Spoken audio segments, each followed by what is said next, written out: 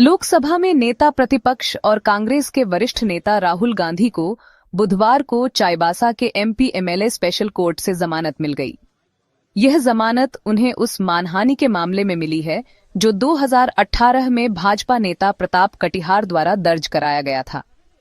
पूरा मामला राहुल गांधी के एक सार्वजनिक बयान से जुड़ा है, जिसमें उन्होंने कथित रूप से भाजपा के तत्कालीन राष्ट्रीय अध्यक्ष अमित शाह पर आपत्तिजनक टिप्पणी की थी। इसे लेकर भाजपा के स्थानीय नेता प्रताप कटिहार ने चाईबासा व्यवहार न्यायालय में केस दायर किया था। उनका आरोप था कि यह बयान भाजपा कार्यकर्ताओं की भावनाओं को ठेस पहुंचाने वाला और समाज में भ्रम फैलाने वाला था।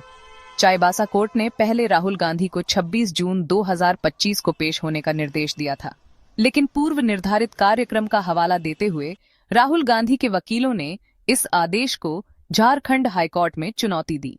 हाईकोर्ट ने उनकी दलीलों को स्वीकार करते हुए 6 अगस्त 2025 की तारीख तय की और उन्हें अदालत में पेश होने का निर्देश दिया। बुधवार सुबह कड़ी सुरक्षा व्यवस्था के बीच राहुल गांधी चाईबासा व्यवहार न्यायालय पहुंचे। कोर्ट में पेशी के दौरान उन्होंने अपने ऊपर लगे आरोपों को राजनीति से प्रेरित और बेबुनियाद बताया। उनके अधिवक्ताओं ने अदालत में कहा कि राहुल गांधी कानून का सम्मान करते हैं और न्यायिक प्रक्रिया में पूरा सहयोग देंगे। राहुल गांधी की ओर से जमानत याचिका दाखिल की गई, जिसका भाजपा नेता प्रताप कटिहार की ओर से विरोध किया गया।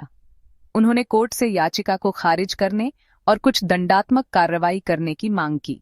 हालांकि कोर्ट ने कहा कि यह एक ट्रायल योग्य मामला है, जिसमें अधिकतम सजा 2 वर्ष की है, अतः ट्रायल की प्रक्रिया को आगे बढ़ने दिया जाए। इसी आधार पर अदालत ने जमानत याचिका मंजूर की और उन्हें शर्तों के साथ जमानत प्रदान की। कोर्ट ने स्पष्ट किया कि मामले की सुनवाई जारी रहेगी और अगली प्रक्रिया में प्रारंभिक गवाही व साक्ष्य को सुना जाएगा। अदालत ने यह भी कहा कि अंतिम फैसले में सभी बिंदुओं पर विचार किया जाएगा। गौरतलब है कि राहुल गांधी के खिलाफ देश के कई जिलों में विभिन्न आपराधिक और मानहानि के मुकदमे दर्ज हैं। कांग्रेस की ओर से कहा गया कि राहुल गांधी कानून के प्रति पूर्ण सम्मान रखते हैं और हर कानूनी प्रक्रिया में सहभागी बन रहे हैं।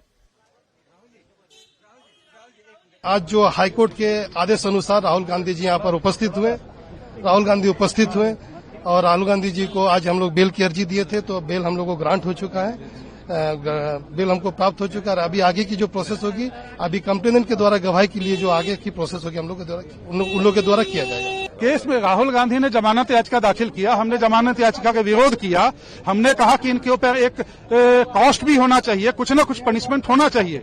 न्यायालय ने कहा कि उस बात को भी कहा कि 1 साल का, इसमें 2 साल का सजा ही है, ट्रायल होने दीजिए, उसके बाद इस लास्ट में इस बिंदु पर भी जब जजमेंट आएगा तो आपकी इस बात को भी हमको ख्याल रखेंगे। बेल के लिए प्रे किया गया था और उन्हें बेल मिली है और कई सारे मामले राहुल जी के खिलाफ देश के अलग अलग डिस्ट्रिक्ट कोर्ट्स में किए जा रहे हैं और हम लोग न्यायालय की जो प्रक्रिया है उसको लॉ अबाइडिंग सिटीजन की तरह राहुल जी भी मान रहे हैं और जहां जैसा निर्देश न्यायपालिका का होता है उस तरीके से किया जा रहा है।